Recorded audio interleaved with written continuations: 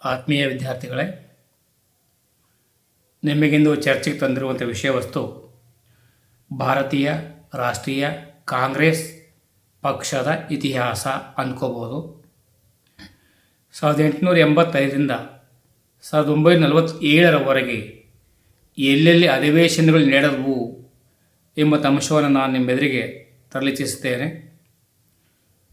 ಇದು ಯಾವುದೇ ರಾಜಕೀಯ ಪ್ರಚಾರದ ವಿಷಯ ವಸ್ತುವಲ್ಲ. ನಮ್ಮ ಪಠ್ಯಪುಸ್ತಕದಲ್ಲಿರುವಂಥ ವಿಷಯ ವಸ್ತು. 10ನೇ ತರಗತಿಗೆ ಈ ವಿಷಯದ ಮೇಲೆ 1, 2, 3, 4 ಅಂಕಗಳು ಬರಲಿವೆ. ನಾನು ಮೊದಲಿಗೆ ವರ್ಷ, ಸ್ಥಳ, ಅದರ ಅಧ್ಯಕ್ಷತೆ ವಹಿಸಿದವರು ಯಾರು, ಅದರ ವಿಶೇಷ ಮಾಹಿತಿ, ಅಧಿವೇಶನ ವಿಶೇಷ ಮಾಹಿತಿಯನ್ನು ನೀಡಲಿದ್ದೇನೆ. ಪರೀಕ್ಷಾ ದೃಷ್ಟಿಯಿಂದ ಅತಿ ಮಹತ್ವದ ಪಾಠ ಭಾರತದ ಸ್ವತಂತ್ರ ಹೋರಾಟಗಾರರು. ಈ ಪಾಠದ ಒಳ ಅಂಶ ಇದು. ರಾಷ್ಟ್ರೀಯ ಕಾಂಗ್ರೆಸ್ ಪಕ್ಷದ ಅಧಿವೇಶನಗಳು ಅಂಥೇಳಿ 1885ರಲ್ಲಿ ಮುಂಬೈನಲ್ಲಿ ಮೊದಲು ಕಾಂಗ್ರೆಸ್ ಪಕ್ಷದ ಅಧಿವೇಶನ ನಡೆಯಿತು. ಎಲ್ಲಿ ನಡೀತಪ್ಪ ಅಂತ ಕೇಳಿದರೆ ಮುಂಬೈ ಕ್ರಾಂತಿ ಮೈದಾನ ಅಂಥೇಳಿ. ಇದರ ಅಧ್ಯಕ್ಷತೆ ವಹಿಸಿದವರು ಉಮೇಶ್ ಚಂದ್ರ ಬ್ಯಾನರ್ಜಿ, WC ಬ್ಯಾನರ್ಜಿ. ಈ ಅಧಿವೇಶನದಲ್ಲಿ 72 ಜನ ಭಾಗವಹಿಸಿದರು. ಇದು ಪ್ರಥಮ ಕಾಂಗ್ರೆಸ್ ಅಧಿವೇಶನ ಆಗಿತ್ತು.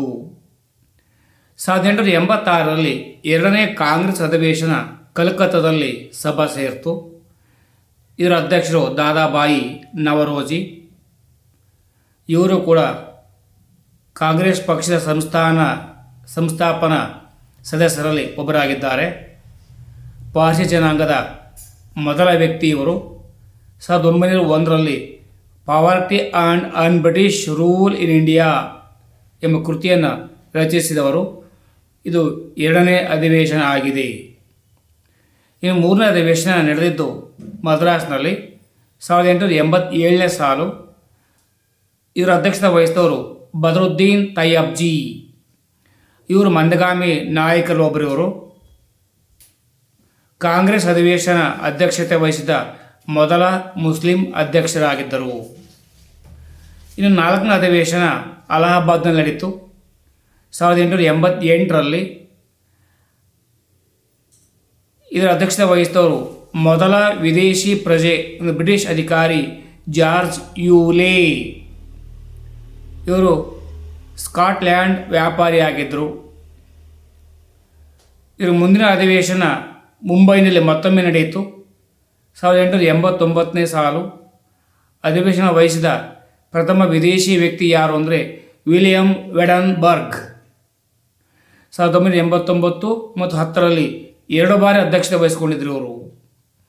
1890ರಲ್ಲಿ ಕಲ್ಕತ್ತಾದಲ್ಲಿ ಒಂದು ಅಧಿವೇಶನ ಸೇರಿತು. ಫಿರೋಜ್ ಶಾ ಮೆಹ್ತಾ. ಅಧಿವೇಶನದ ಭಾರತದ ಮೊದಲ ಮಹಿಳಾ ಪದವೀಧರೆ ಕದಂಬಿನಿ ಗಂಗೂಲಿ ಪ್ರಾಸ್ತಾವಿಕವಾಗಿ ಮಾತನಾಡಿದರು. 1895ರಲ್ಲಿ ಕಲ್ಕತ್ತಾದಲ್ಲಿ ನಡೆಯಿತು ಅಧಿವೇಶನ. ರಹಮತ್ ಉಲ್ಲಾ ಸಯಾನಿ ಕಾರ್ಯನಿರ್ವಾಹಕ ಮಂಡಳಿಯ ಸದಸ್ಯರೊಬ್ಬರು.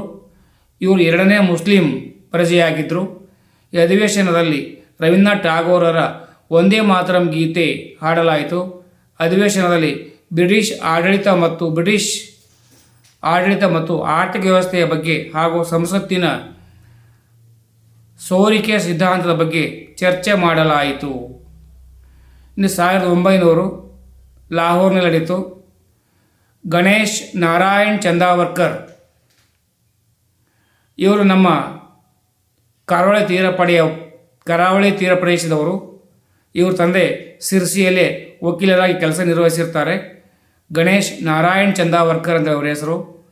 ರಾಷ್ಟ್ರೀಯ ಕಾಂಗ್ರೆಸ್ ಅಧಿವೇಶನದ ಏಕೈಕ ಕನ್ನಡಿಗರೆಂದರೆ ಗಣೇಶ್ ನಾರಾಯಣ್ ಚಂದಾವರ್ಕರ್. 1905ರಲ್ಲಿ ಬನಾರಸ್ನಲ್ಲಿ ಗೋಪಾಲ್ ಕೃಷ್ಣ ಗೋಖಲೆ ಅಧ್ಯಕ್ಷತೆ ವಹಿಸಿದ್ದರು. ಬಂಗಾಳ ವಿಭಜನೆ ವಿರೋಧಿಸಿ ಸ್ವದೇಶಿ ಚಳವಳಿ ಆರಂಭಿಸುವ ನಿರ್ಣಯವನ್ನು ಕೈಗೊಳ್ಳಲಾಯಿತು. 1906ರಲ್ಲಿ ಕಲ್ಕತ್ತಾದಲ್ಲಿ ಅಧಿವೇಶನ ನಡೆಯಿತು. ಇದರ ಅಧ್ಯಕ್ಷತೆ ದಾದಾಬಾಯಿ ನವರೋಜಿ ವಹಿಸಿಕೊಂಡಿದ್ದರು. ಈ ಅಧಿವೇಶನದಲ್ಲಿ ಪ್ರಥಮ ಬಾರಿಗೆ ಸ್ವರಾಜ್ ಅಂದರೆ ಸೆಲ್ಫ್ ಗವರ್ನಮೆಂಟ್ ನಿರ್ಣಯ ಕೈಗೊಳ್ಳಲಾಯಿತು.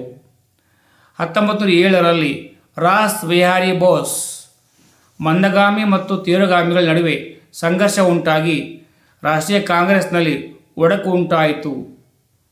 ಇದನ್ನು ನಾವು ಸೂರತ್ ವಿಭಜನೆ ಅಂತ ಕರಿತೇವೆ. 1911ರಲ್ಲಿ ಕಲ್ಕತ್ತಾದಲ್ಲಿ BN ಧರ್ ಅಧಿವೇಶನ ಅಧ್ಯಕ್ಷ ವಹಿಸಿದರು. ಈ ಅಧಿವೇಶನದಲ್ಲಿ ರವೀಂದ್ರನಾಥ್ ಟಾಗೋರ್ ರಚಿಸಿರುವ ಜನಗಣಮನ ಅಧಿನಾಯಕ ಜಯ ಹೇ ಗೀತೆಯನ್ನು ಪ್ರಥಮ ಬಾರಿಗೆ ಹಾಡಲಾಯಿತು. ಸರಳಾದೇವಿಯವರು ಈ ಅಧಿವೇಶನದಲ್ಲಿ ರಾಷ್ಟ್ರಗೀತೆಯನ್ನು ಹಾಡಿ ತೋರಿಸಿದರು. 1916ರಲ್ಲಿ ಲಕ್ನೋದಲ್ಲಿ ಮತ್ತೊಂದು ಅಧಿವೇಶನ ನಡೆಯಿತು. AC ಮುಜುಮ್ದಾರ್ ಈ ಅಧಿವೇಶನದ ಅಧ್ಯಕ್ಷರಾಗಿದ್ದರು. ರಾಷ್ಟ್ರೀಯ ಕಾಂಗ್ರೆಸ್ನ ಬಿಕ್ಕಟ್ಟು ಶಮನವಾಗಿ ಪುನಃ ವಿಲೀನವಾಯಿತು.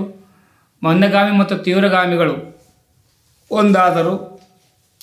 ಕಾಂಗ್ರೆಸ್ ಮತ್ತು ಮುಸ್ಲಿಂ ಲೀಗ್ ನಡುವೆ ಲಕ್ನೋ ಒಪ್ಪಂದಕ್ಕೆ ಸಹಿ ಹಾಕಲಾಯಿತು. ತಿಲಕರು ಸ್ವರಾಜ್ಯ ನನ್ನ ಅಜನ್ಮಸಿದ್ಧ ಹಕ್ಕು, ಅದನ್ನು ಪಡೆದೇ ತೀರುತ್ತೇನೆ ಎಂದರು. ಸ್ವರಾಜ್ಯ ಮಾಜಾ ಜನ್ಮಸಿದ್ಧ ಹಕ್ ಆಹೇ, ತೇ ಮೆಳವಿನಾರ್ ಕದಿ ಮೀ ಸೊಡಾತ್ ನಾಯ್ ಎಂಬ ಘೋಷಣೆಯನ್ನು ಕೈಗೊಂಡದ್ದು. 1917ರಲ್ಲಿ ಕಲ್ಕತ್ತಾದಲ್ಲಿ ಅನಿ ಬೆಸೆಂಟ್ ಅಧಿವೇಶನ ವಹಿಸಿದರು. ರಾಷ್ಟ್ರೀಯ ಕಾಂಗ್ರೆಸ್ನ ಅಧ್ಯಕ್ಷೆಯಾಗಿ ಆಕೆ ಪ್ರಥಮ ಮಹಿಳೆ ಮತ್ತು ಪ್ರಥಮ ವಿದೇಶಿ ಮಹಿಳೆಯಾಗಿದ್ದಾರೆ. 1920ರಲ್ಲಿ ನಾಗಪುರದಲ್ಲಿ ವಿಜಯ ರಾಘವಾಚಾರಿ ಅವರಿಂದ ಅಧಿವೇಶನ ನಡೆಯಿತು. ಮಹಮ್ಮದ್ ಅಲಿ ಜಿನ್ನಾ ರಾಷ್ಟ್ರೀಯ ಕಾಂಗ್ರೆಸ್ನಿಂದ ಹೊರಗೆ ಹೋದರು. ಗಾಂಧೀಜಿ ಅಸಹಕಾರ ಚಳವಳಿ ವಿಧೇಯಕ ಮಂಡಿಸಿದರು.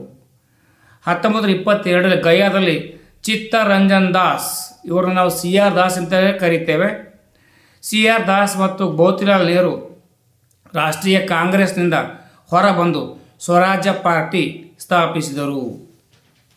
1923ರಲ್ಲಿ ದೆಹಲಿಯಲ್ಲಿ ಮೌಲಾನಾ ಅಬುಲ್ ಕಲಾಂ ಆಜಾದ್ ಅಧಿವೇಶನ ವಹಿಸಿದರು. ರಾಷ್ಟ್ರೀಯ ಕಾಂಗ್ರೆಸ್ ಅಧ್ಯಕ್ಷತೆ ವಹಿಸಿದ ಅತಿ ಕಿರಿಯ ವಯಸ್ಸಿನ ವ್ಯಕ್ತಿ ಇವರು. 1924ರಲ್ಲಿ ನಮ್ಮ ಕರ್ನಾಟಕದ ಬೆಳಗಾವಿಯಲ್ಲಿ ನಡೆದ ಅಧಿವೇಶನದ ಅಧ್ಯಕ್ಷತೆಯನ್ನು ಮಹಾತ್ಮ ಗಾಂಧೀಜಿಯವರು ವಹಿಸಿದರು. ಕರ್ನಾಟಕ ನಡೆದ ಹಾಗೂ ಏಕೈಕ ರಾಷ್ಟ್ರೀಯ ಕಾಂಗ್ರೆಸ್ ಅಧಿವೇಶನ ಇದಾಗಿತ್ತು. 2024ರಲ್ಲಿ 100ನೇ ವರ್ಷಗಳನ್ನು ಕೂಡ ತುಂಬಿದ ವರ್ಷವನ್ನು ಇಲ್ಲಿ ಆಚರಿಸಲಾಯಿತು. 1925ರಲ್ಲಿ ಸರೋಜಿನಿ ನಾಯ್ಡು ರವರ ನೇತೃತ್ವದಲ್ಲಿ ಅಧಿವೇಶನ ನಡೆಯಿತು. ಇದು ಭಾರತದ ಪ್ರಥಮ ಮಹಿಳೆ ಅಧಿವೇಶನ ನಡೆಸಿದ್ದು. 1928ರಲ್ಲಿ ಕಲ್ಕತ್ತಾದಲ್ಲಿ ಮೋತಿಲಾಲ್ ನೆಹರುರವರ ಅಧ್ಯಕ್ಷತೆಯಲ್ಲಿ ಅಧಿವೇಶನ ನಡೆಯಿತು. ಮೊದಲ ಬಾರಿಗೆ ಅಖಿಲ ಭಾರತ ಯುವ ಕಾಂಗ್ರೆಸ್ ಸ್ಥಾಪಿಸಲಾಯಿತು. ಆಲ್ ಇಂಡಿಯಾ ಯೂತ್ ಕಾಂಗ್ರೆಸ್ ಸ್ಥಾಪನೆ 1928ರಲ್ಲಿ. 29ರಲ್ಲಿ ಲಾಹೋರ್ನಲ್ಲಿ ಅಧಿವೇಶನ ನಡೆಯಿತು. ಇದರ ಅಧಿವೇಶನ ಅಧ್ಯಕ್ಷತೆ ಜವಾಹರ್ಲಾಲ್ ನೆಹರು ವಹಿಸಿದರು. ನೆಹರೂರವರಿಂದ ಲಾಹೋರ್ನಲ್ಲಿ ಮೊದಲ ಬಾರಿಗೆ ಪೂರ್ಣ ಸ್ವರಾಜ್ಯ ಘೋಷಣೆ ಮಾಡಲಾಯಿತು. 1930 ಜನವರಿ 26ನೇ ದಿನಾಂಕವನ್ನು ಗಣರಾಜ್ಯೋತ್ಸವ ದಿನವಾಗಿ ಆಚರಿಸಲು ನಿರ್ಧಾರ ತೆಗೆದುಕೊಳ್ಳಲಾಯಿತು. ಗಾಂಧೀಜಿಯಿಂದ ಕಾನೂನು ಭಂಗ ಚಳವಳಿ ವಿಧೇಯಕವನ್ನು ಇಲ್ಲಿ ಮಂಡಿಸಲಾಯಿತು. 1948ರಲ್ಲಿ ಜೈಪುರದಲ್ಲಿ ಒಂದು ಅಧಿವೇಶನ ನಡೆಯಿತು.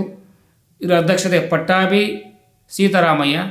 ಭಾರತ ಸ್ವತಂತ್ರ ನಂತರ ನಡೆದ ಪ್ರಥಮ ಕಾಂಗ್ರೆಸ್ ಅಧಿವೇಶನ ಆಗಿತ್ತು. 1931ರಲ್ಲಿ ಕರಾಚಿಯಲ್ಲಿ ವಲ್ಲಭಭಾಯಿ ಪಾಟೀಲ್ರವರ ನೇತೃತ್ವದಲ್ಲಿ ಅಧಿವೇಶನ ನಡೆಯಿತು.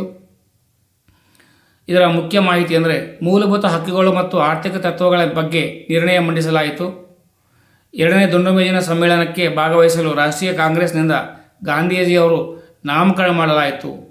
1937ರಲ್ಲಿ ಜೈಪುರದಲ್ಲಿ ಜವಾಹರ್ಲಾಲ್ ನೆಹರು ಅಧ್ಯಕ್ಷತೆ ವಹಿಸಿಕೊಂಡಿದ್ದರು. ಹಳ್ಳಿಯಲ್ಲಿ ನಡೆದ ಮೊದಲ ಕಾಂಗ್ರೆಸ್ ಅಧಿವೇಶನ ಇದಾಗಿತ್ತು. First session held in village. 1938ರಲ್ಲಿ ಹರಿಪುರದಲ್ಲಿ ಸುಭಾಷ್ ಚಂದ್ರ ಬೋಸ್ ರವರು ಅಧಿವೇಶನ ನಡೆಸಿದರು. ಈ ಅಧಿವೇಶನದಲ್ಲಿ ನೆಹರು ನೇತೃತ್ವದಲ್ಲಿ ಪ್ರಥಮವಾಗಿ ರಾಷ್ಟ್ರೀಯ ಯೋಜನಾ ಸಮಿತಿ ಸ್ಥಾಪಿಸಲಾಯಿತು. 1939ರಲ್ಲಿ ತ್ರಿಪುರಾ ಮತ್ತು ಛತ್ತೀಸ್ಗಢದಲ್ಲಿ ಕಾಂಗ್ರೆಸ್ ಅಧಿವೇಶನ ನಡೆಯಿತು. ಸುಭಾಷ್ ಚಂದ್ರ ಬೋಸ್ ರಾಜೀನಾಮೆ ಕೊಟ್ಟ ನಂತರ ರಾಜೇಂದ್ರ ಪ್ರಸಾದ್ ರವರು ಅಧ್ಯಕ್ಷರನ್ನಾಗಿ ಮಾಡಲಾಯಿತು. ಗಾಂಧೀಜಿ ಮತ್ತು ಸುಭಾಷ್ ಚಂದ್ರ ಬೋಸ್ ನಡುವೆ ಭಿನ್ನಾಭಿಪ್ರಾಯ ಉಂಟಾಯಿತು. ನೇತಾಜಿ ಸುಭಾಷ್ ಚಂದ್ರ ಬೋಸರು ರಾಜೀನಾಮೆ ನೀಡಿದರು. ಇಲ್ಲೇ ಅವರು ಫಾರ್ವರ್ಡ್ ಬ್ಲಾಕನ್ನು ಸ್ಥಾಪನೆ ಮಾಡಿದ್ದು. 1942ರಲ್ಲಿ ಬಾಂಬೆಯಲ್ಲಿ ಮೌಲಾನಾ ಅಬುಲ್ ಕಲಾಂ ಆಜಾದ್ ರವರಿಂದ ಮತ್ತೊಂದು ಅಧಿವೇಶನ ನಡೆಯಿತು. ಗಾಂಧೀಜಿಯವರಲ್ಲಿ ಕರೆ ಕೊಟ್ಟರು, ಬ್ರಿಟಿಷರೇ ಭಾರತ ಬಿಟ್ಟು ತೊಲಗಿ. ಈ ಚಳುವಳಿಯ ನಿರ್ಣಯವನ್ನು ಇಲ್ಲಿ ಅಂಗೀಕರಿಸಿದರು. ಅದು ವಿದ್ಯಾರ್ಥಿಗಳೇ, 10ನೇ ತರಗತಿಯ ಮಕ್ಕಳು ವಿಶೇಷವಾಗಿ ಹೇಳೋದೇನಪ್ಪ ಅಂದರೆ ಪರೀಕ್ಷೆಗೆ 1, 2, 3 ಅಂಕಗಳು ಬರ್ತವೆ. ಶಾರ್ಟ್ ನೋಟ್ಸ್ ಆಗಿ ಚೆನ್ನಾಗಿ ಮನನ ಮಾಡ್ಕೊಳ್ಳಿ, ಮಂದಟ್ಟು ಮಾಡ್ಕೊಳ್ಳಿ, ಪರೀಕ್ಷೆ ಎದುರಿಸಿ ನಿಮ್ಮೂರಿನ ನಿಮ್ಮ ಶಾಲೆಗೆ ನೀವೇ ಪ್ರಥಮರಾಗಿ ಹೊರ ಬನ್ನಿ. ಸರ್ವೇ ಜನೋ ಸುಖಿನೋ ಭವಂತು. ಜೈ ಹಿಂದ್, ಜೈ ಕರ್ನಾಟಕ, ಜೈ ಭಾರತ್ ಮಾತೆ.